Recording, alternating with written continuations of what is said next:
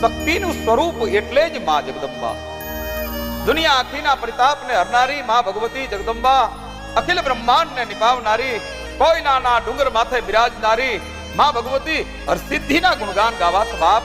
પણ કેવી માં, જેના પાવ મહાસાગર પખાળતો હોય, જેની ધજાયું આભની હારે ફડાકા દેતી હોય, અને દ્વારિકાના દેવળની ધજા અને માં હરસિદ્ધિની ધજા બે જાણે આત્મા ભેળી થઈ અને જુગ જુગના મંડાણની વાતો માંડતી હોય, એવો દેખાવ સર્જાય બાપ. કેવી જગદંબા, અરે અસાધ્ય રોગને હરસને મસાના રોગને મટાડનારી, દુનિયા આખીના દુઃખ મટાડનારી, વાંજિયાના ઘરે પારણા બંધાવનારી માં. અને એટલું જ નહીં બાપ, સુહાગણ નારના ધૂળીના ચાંદલાને અમર રાખનારી માં ભગવતી.